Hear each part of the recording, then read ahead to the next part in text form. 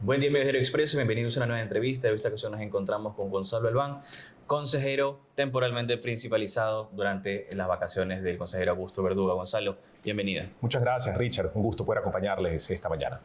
Gonzalo, quisiéramos empezar esta entrevista por tu entrada al consejo, al pleno del consejo, luego de las vacaciones solicitadas por el consejero Augusto Verduga, en que llegaste directamente a vaticinar que probablemente más de un consejero de ese pleno se pueda ir. ¿Por qué? Porque pediste que se exhorte a la Asamblea a posesionar a los suplentes que falten. ¿Por qué este pedido? En su momento hablaste sobre la estabilidad, pero también es cierto que más de un consejero está siendo observado en este momento y podría salir. Mira, Richard, más allá de este proceso que se está llevando y que lo conocemos que se está dando en el Tribunal Contencioso Electoral, como también en la Corte Constitucional, frente a las decisiones que han tenido los distintos consejeros, puede llevarlos a este resultado que usted bien menciona. Sin embargo, mi postura de llevar esta moción al Pleno fue para regularizar algo que previamente no se había hecho. Yo, siendo consejero suplente y viendo esto desde afuera, notaba que frente a la posible ausencia de alguno de estos, no habría quien los supla durante el tiempo que estos no se encuentren. Entonces, eso nos lleva a ver que la operatividad de este cuerpo colegiado podría verse afectada. Mi intención era la de contribuir a la institucionalidad y desde este plano, pues solicitar a la Asamblea, exhortar a la Asamblea a que cumpla con algo que debía haberse hecho hace mucho. Porque recordemos que nuestra Constitución reza que el Consejo debe estar conformado por 7 principales y 7 suplentes. 7 suplentes que hasta el momento no han sido en debida y legal forma posesionados. Por otra parte, como bien mencionamos, justamente además este pedido llega en medio de la observación de Fiscalía, la Corte Constitucional, el Tribunal Contencioso Electoral, el Consejo de Participación. Esto haciendo mención principalmente a los 4 consejeros de la denominada Liga Azul, que en este momento, al momento que se graba esta entrevista, se supone que hoy el Contencioso Electoral podría resolver la apelación y ya tener una sentencia definitiva en el caso de ellos, que en primera instancia fueron destituidos. ¿Cómo observas este problema que se terminó agrandando, que no solamente ya es el contencioso electoral, sino Fiscalía y la Corte Constitucional, que está observando a la mayoría del Pleno?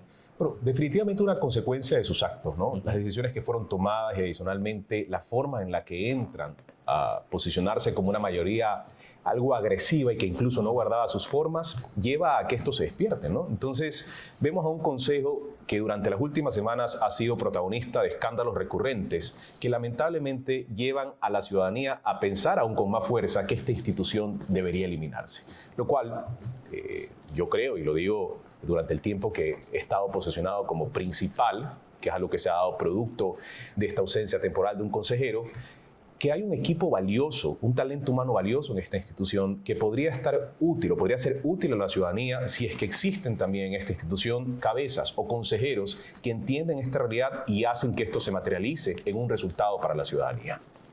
Sin embargo, ¿cómo llegamos a este punto? Porque si bien es cierto, en este periodo el Consejo de Participación ha tenido sus propias particularidades, no es algo nuevo, digamos, estas mismas problemas internos e incluso cuestiones de agendas políticas dentro del Consejo de Participación se vieron en periodos anteriores, incluso desde la propia concepción del Consejo de Participación. ¿Cómo llegamos a este punto? Y como mencionas, lo encuadro en el campo electoral, ya que más de un candidato, por ejemplo, ya mutó el discurso de reformar el Consejo a simplemente eliminarlo. Es correcto. Y mira, yo creo que es un buen momento para debatir no solo sobre esta institución, sino también sobre la realidad del resto de instituciones y su participación dentro de la estructura del Estado. Es decir, que hablar de una constituyente, como bien lo mencionas, no me parece algo trillado. Podría discutírselo, sí, y podríamos, de cierta forma, pues, corregir ciertos experimentos que a lo mejor a lo largo del tiempo no dieron el resultado que se esperaba. Porque una cosa es el deber ser y otra cosa es ya en la práctica cómo esto funciona. Entonces, vemos que la política incide en esto, pues son organismos políticos, sí. Pero cuando están las influencias de determinados líderes de organizaciones políticas, que a veces me queda la duda si pueden llamarse partidos porque son más empresas de influencia, pues terminan contaminándolo todo.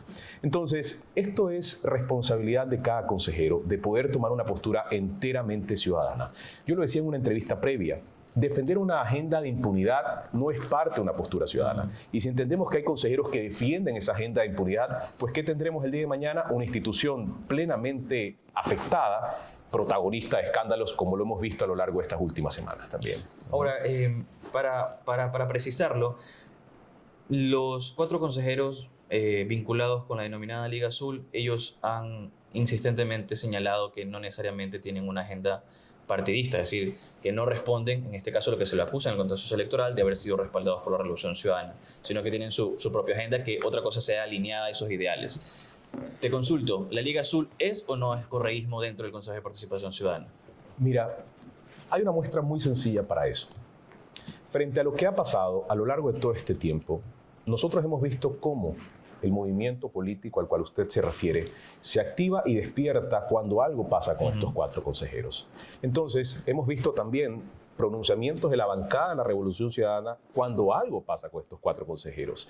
Eso nos lleva a concluir, porque tampoco podemos ser ciegos a la realidad de lo que se ve, de que efectivamente, más allá de alinearse a los intereses, pues, o compartir intereses, o más bien concordar en esos intereses, pues hay una liga un poco más gruesa que los lleva a compartir también los ideales o la agenda, que desde mi óptica perdió el objetivo país.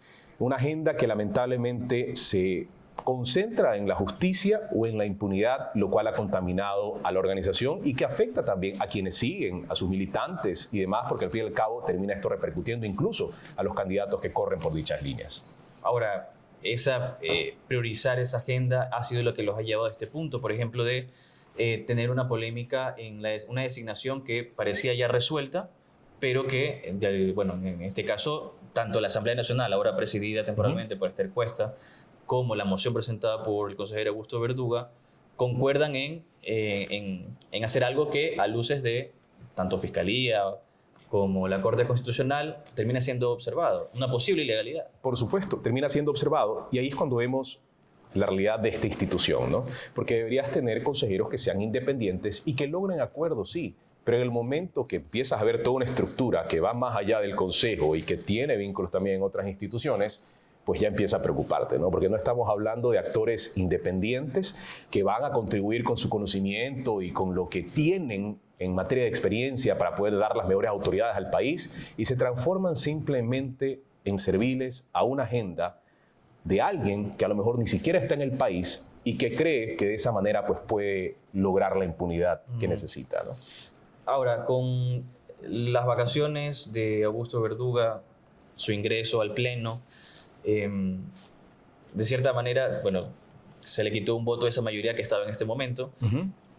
Sin embargo, la otra parte también cuestiona a esta, entre comillas, nueva mayoría de Fantoni, Verde Soto y compañía, que ahí estaría incluido usted, es sobre que ustedes también tendrán un vicio partidista. Incluso en el contexto electoral reposa una denuncia contra, en este caso serían 3 consejeros que actualmente están en el Pleno, alegando que fueron también promocionados en cambio por el Partido Social Cristiano, es decir, que también responderían a una agenda, en este caso del PSC.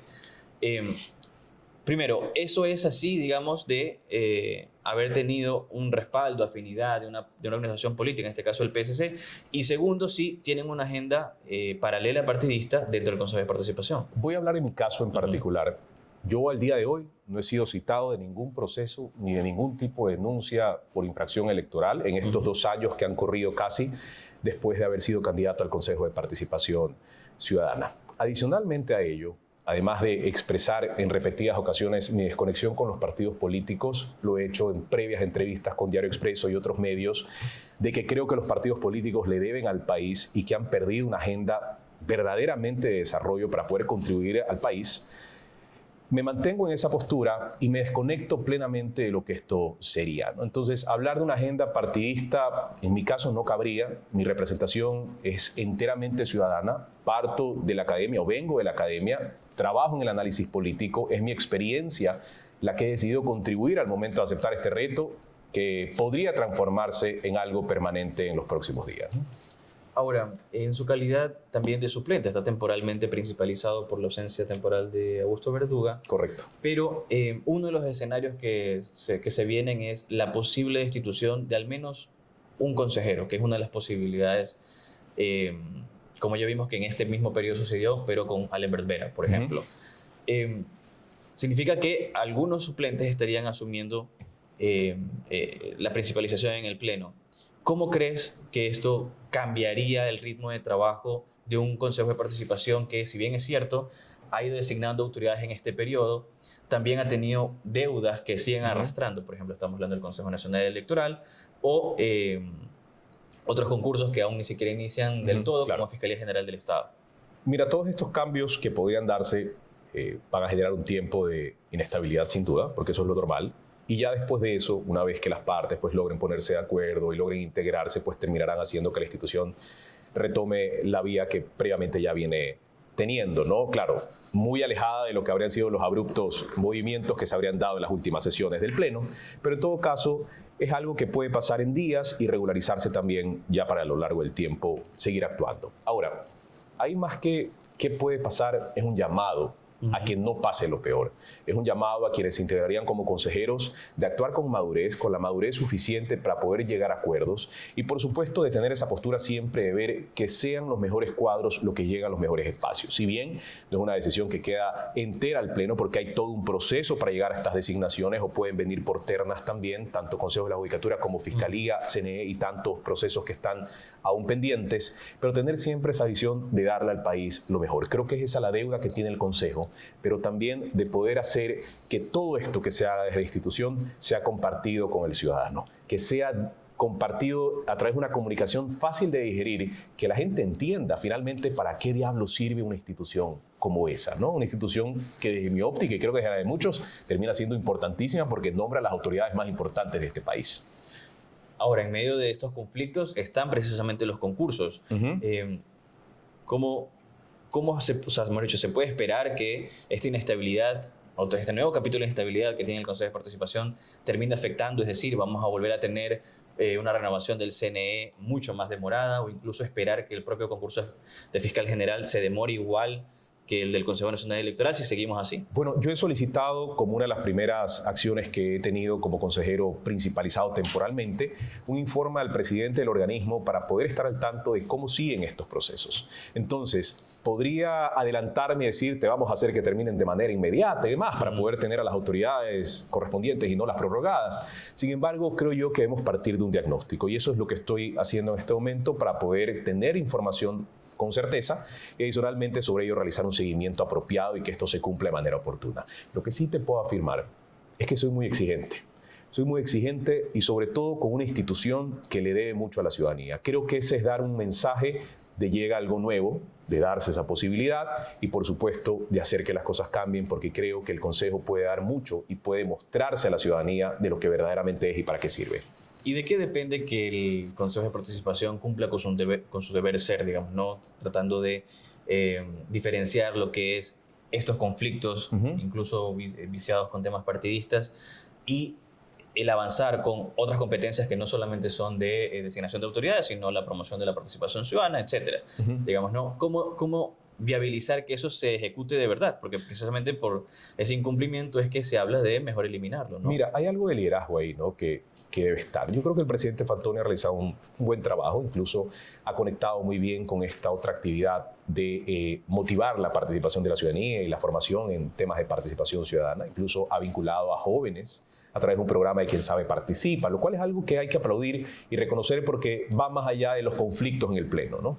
Sin embargo, ahí creo yo, es mi visión, la necesidad de poder determinar un plan de trabajo coordinado con los consejeros en donde cada uno tenga una participación sobre esto. Es decir, que cada consejero no vaya por su lado, haciendo esfuerzos dispersos, sino más bien que nos integremos como pleno y que cada uno tenga un campo de acción que le permita pues, liderarlo y adicionalmente, como toda institución, funcionar como un sistema, que creo yo es lo que está faltando, pero dependerá mucho del liderazgo que se tenga para motivar eso.